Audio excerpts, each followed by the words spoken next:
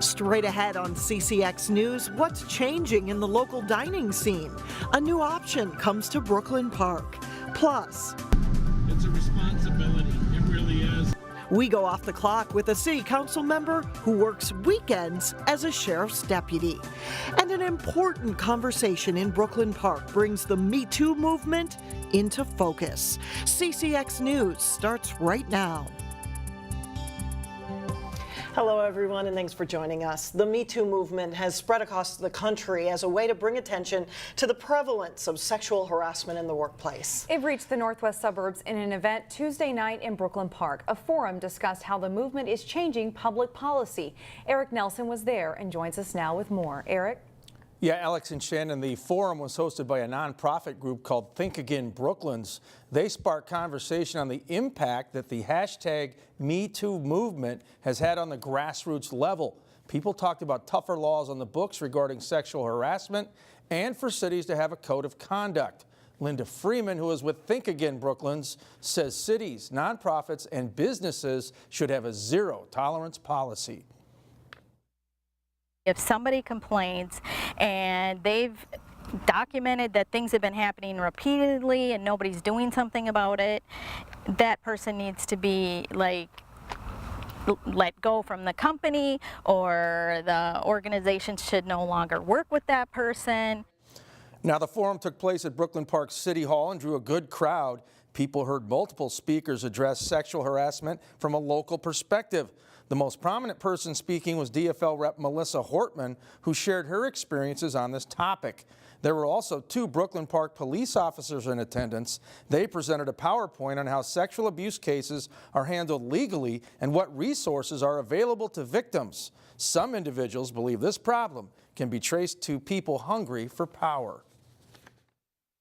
I definitely think it has to do with males who are in a position of power or influence, or may think that they have power, or may not have power but want power, and so they're using a woman.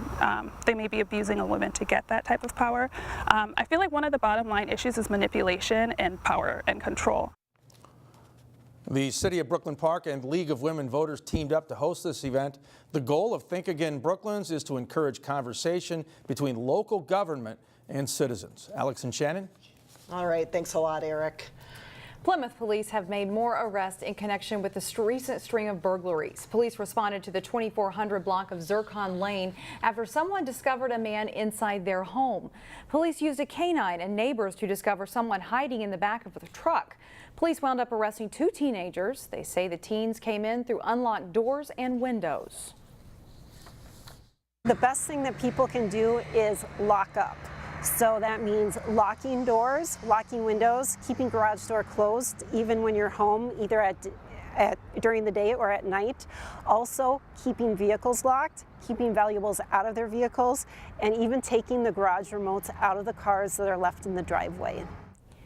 There were at least 3 burglaries this morning, and there have been more than 10 burglaries this past week in Plymouth. Officers are checking in to see if other cases are related to this one. North Hennepin Community College and the City of Brooklyn Park are looking into the possibility of building a fine arts center.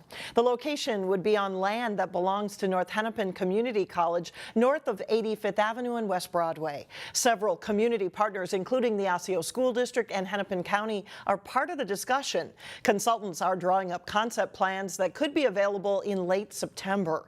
In 2015, North Hennepin Community College drafted a 20-year master plan that included building a new fine arts center and demolishing the existing fine arts center to free up some space for other campus needs.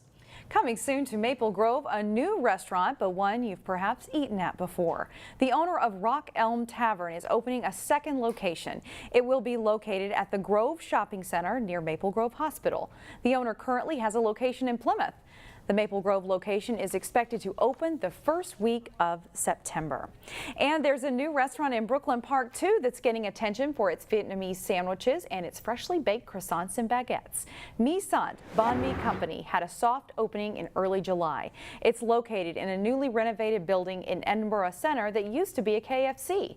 This is the first restaurant for the owners of Mi Sant, but the owner's parents operate a popular market and deli in St. Cloud and a bakery in St. Paul. The owners say they're offering something different in Brooklyn Park with fresh, made-to-order banh mi sandwiches, pastries, and rice and noodle bowls. It's been really fun putting together the place. My sister and her husband has been a really great team. We work really well together. It is our first restaurant, so we didn't really know what to expect, and we are new to the Brooklyn Park area also, so there was a lot to learn, but it's been a really great adventure so far.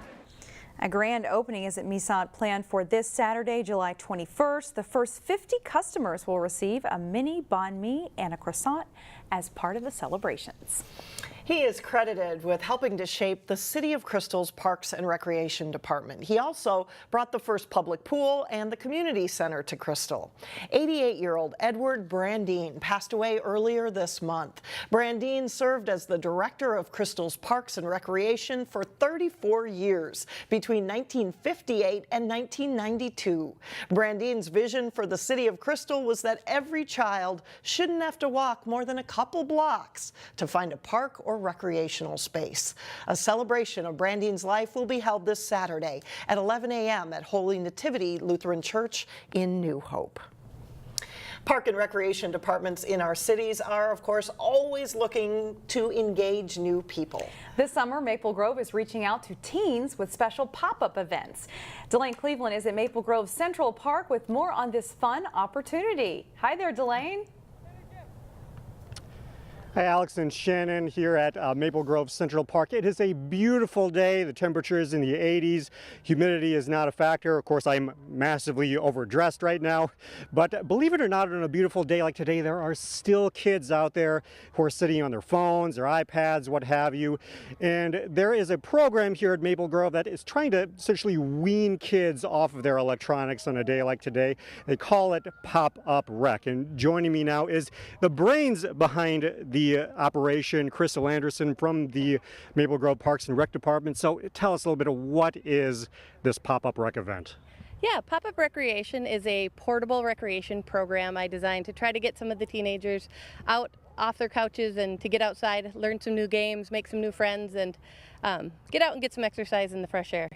So what really was the thing that kind of interested you to develop this idea? Well, I've worked for the City of Maple Grove as a youth outreach assistant for 18 years, and now I'm the youth outreach specialist. And I just really wanted to bring my love of outdoors and get the kids outside doing more stuff out here, because I'd see them sit and play video games all the time at the teen center, and I wanted to do some outdoor recreation programming with them as well as the teen center. All right, one final question. It looks like you have some games set up here. Tell us a little bit about what it is that you have going on here today. Yeah, well, we have some kids over here playing soccer, and then we've brought out some games like ladder ball, spike ball, lawn darts, and disc slam. A lot of our games right now are like yard games programmed for 4 to 6 kids. We're hoping to build it up to play big games like ultimate frisbee and stuff, but right now we're sticking with the smaller things while we build it up and get more kids to show up. And the good thing, there are a few kids out here already, so that's a good sign. Yes, it is. All right, Crystal Anderson, thank you so much. Thank you. All right, so today's event goes until 6 p.m. There is another pop-up rec event tomorrow that is taking place at Weaver Lake Park from 4 to 6 p.m. This event happens every Wednesday and Thursday, and it runs through August 6th. Reporting live in Maple Grove, Delane Cleveland, CCX News. Looks like fun. Thanks, Delane. Still ahead on CCX News, we go off the clock with a local city council member who stays very busy serving others. Plus, we'll take you out to the links and show you one of the area's top prep golfers. That's in this week's What I Did This Summer. But first, Wednesday was a beautiful weather day, but a chance of rain moves in on Thursday.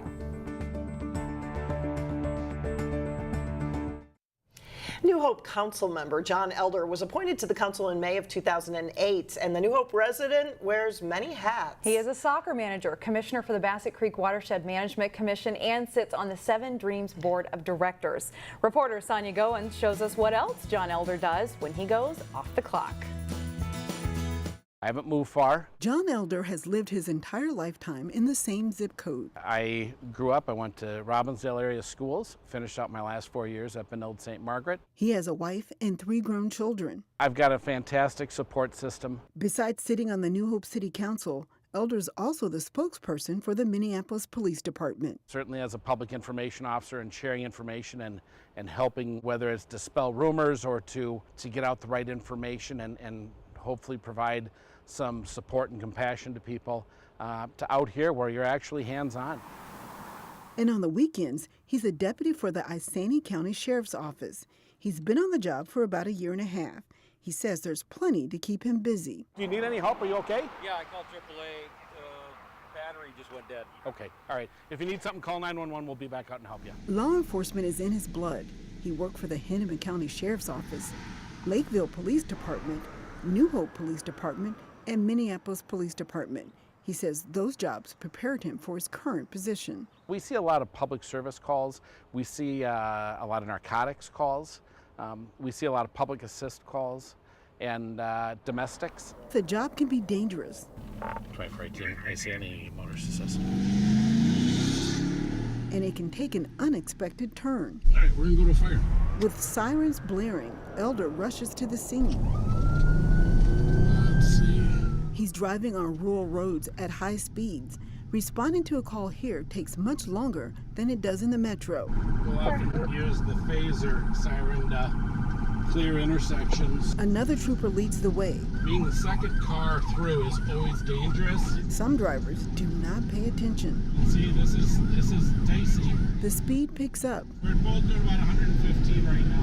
One car pulls out in front of Elder's vehicle, creating a dangerous situation. Look at this, people just are oblivious sometimes. He has to stay on his toes because not only is his life on the line, but the people he's going to help. We don't do anybody any good if we don't get there, and we certainly don't want to harm anybody on our way to it. His adrenaline is pumping, but Elder remains calm. It's a responsibility, it really is, and people think, oh, it must be so much fun.